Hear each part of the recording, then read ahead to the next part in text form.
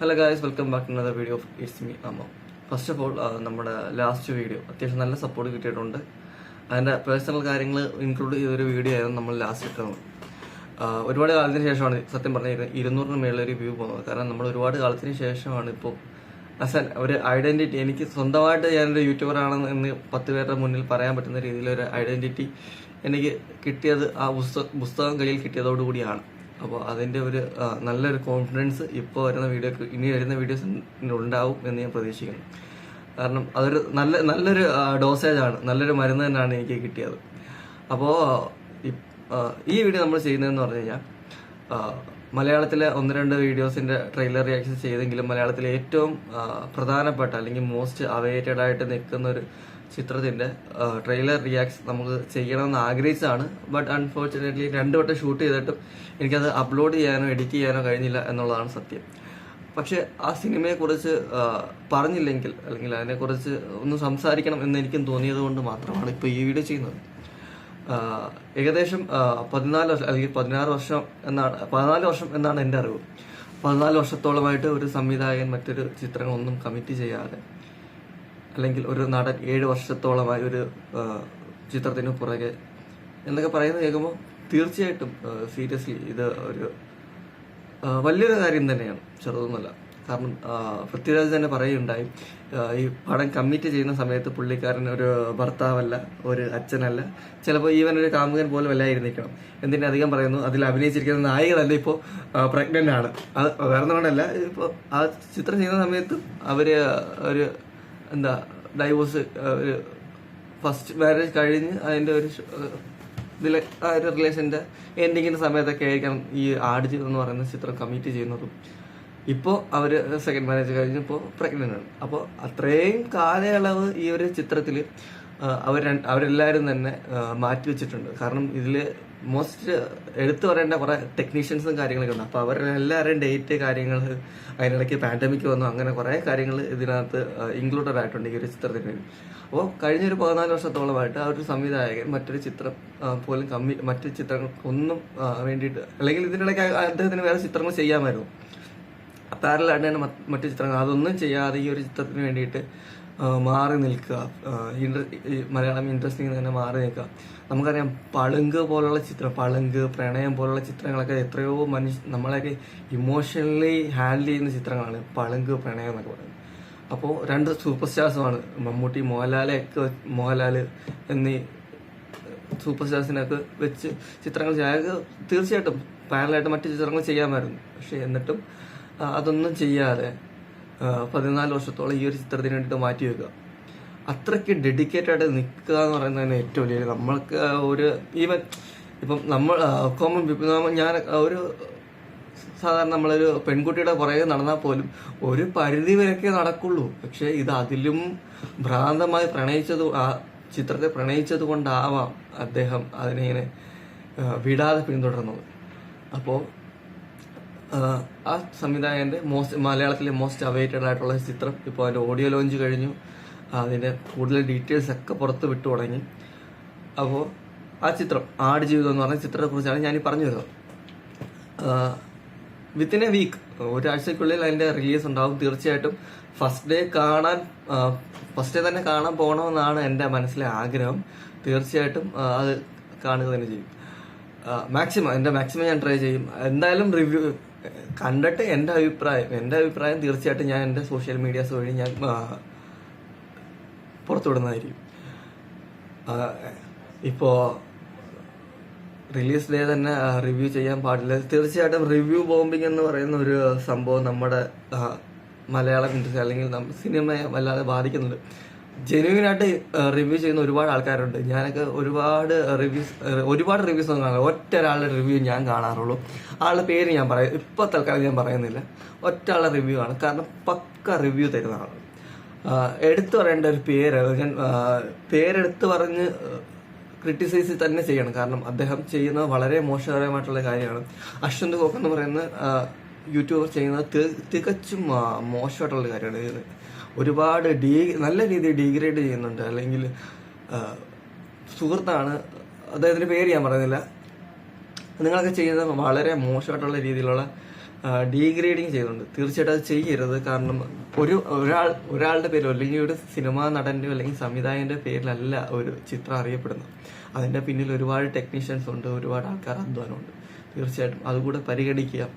കളിയാക്കുമ്പോൾ ആലോചിക്കുക. നിങ്ങൾ ചെയ്യുന്ന ഒരു വീഡിയോ എഡിറ്റ് ചെയ്യാൻ നിങ്ങൾ ഇത്രയ്ക്ക് കഷ്ടപ്പെടുന്നുണ്ടെങ്കിൽ തീർച്ചയായിട്ടും ഒരു സിനിമയ്ക്ക് പിന്നിൽ അവരുടെ എത്രത്തോളം അധ്വാനം ഉണ്ടാകും.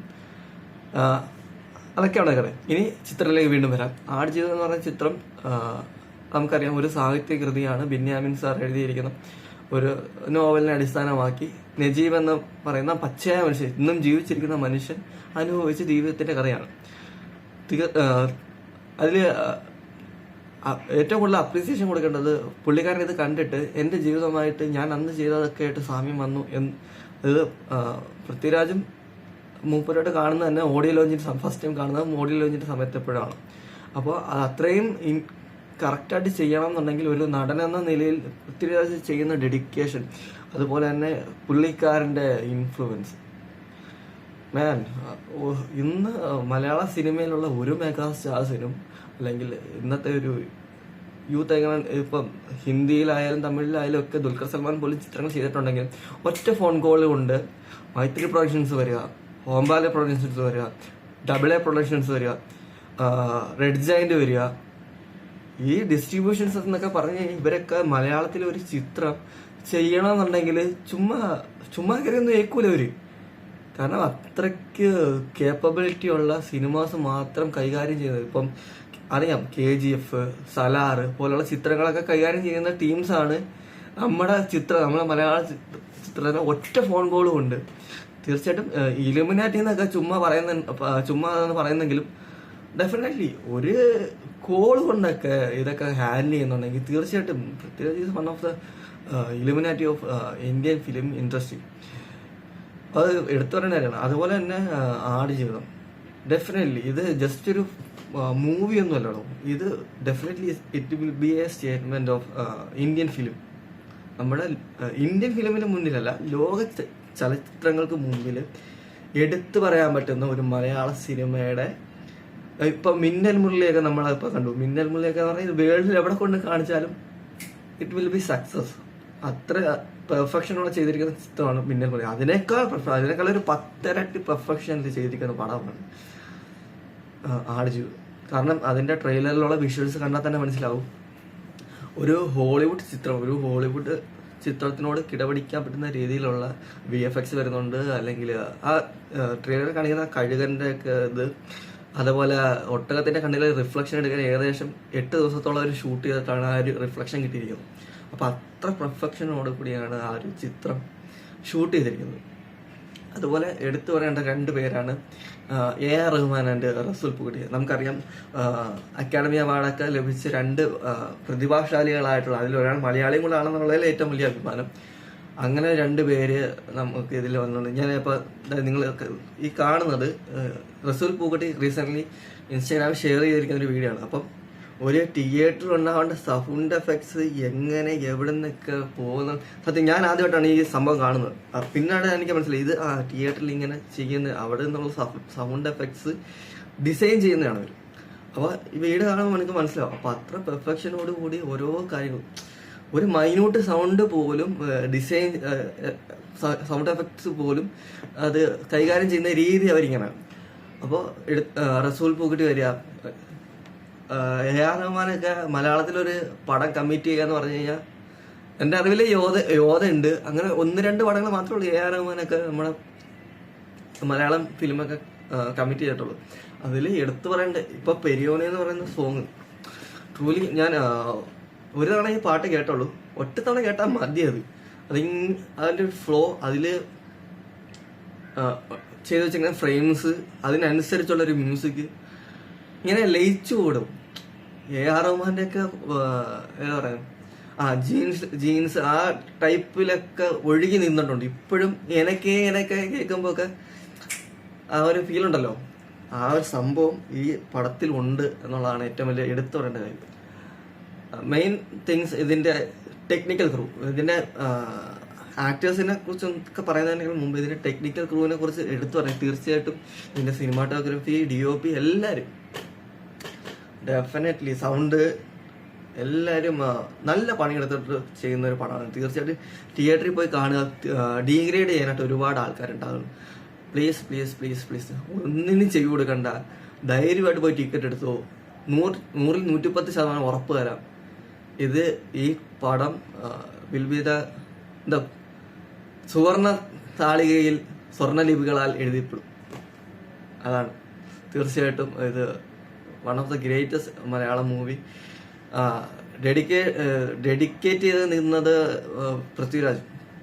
തൻ്റെ ബോഡിയെ ഇത്രത്തോളം ഇത് ഡയറ്റ് അല്ല, definitely it's not a diet. ഇത് ബോഡി ടോർച്ചറിങ് ആണ് പുള്ളി ചെയ്തിരിക്കുന്നത്. നമുക്ക് ഈ ട്രെയിലറിലോ അല്ലെങ്കിൽ ഇത്രയും ഔട്ട് വന്നിരിക്കുന്ന സാധനങ്ങളിലോ ഒന്നും ഒതുങ്ങുന്ന കാര്യങ്ങളല്ല മൂവിയിലുള്ളത്. അപ്പോൾ അത്രയും ഡെഡിക്കേഷനോടുകൂടി അദ്ദേഹം ചെയ്തു. അതേപോലെ തന്നെ പുള്ളിയുടെ ഗോകുൽ എന്ന് പറയുന്ന ഒരു പയ്യന്റെ കാര്യം ഇതിൻ്റെ അടുത്ത് പറയുന്നത് കേട്ടു. പുള്ളിയും അതേപോലെ പൃഥ്വിരാജ് ഫോളോ ചെയ്ത് അതേ കാര്യങ്ങൾ ഫോളോ ചെയ്ത് ഇതിലെന്തോ ഒരു ക്യാരക്ടർ ഉണ്ട്, എനിക്ക് അത്ര മാത്രമേ എനിക്കറിയത്തുള്ളൂ, അത് ഫോളോ ചെയ്ത് പുള്ളിയുടെ മൂപ്പറ കൂടെ നിന്നിട്ടുണ്ട്. അപ്പം അവരൊക്കെ ചെയ്തിരിക്കുന്ന ഒരു എഫേർട്ട് തീർച്ചയായിട്ടും അതിനുള്ള പ്രതിഫലം അവർക്ക് കൊടുക്കണം എന്നുള്ളതാണ് എൻ്റെ ഒരു റിക്വസ്റ്റ്.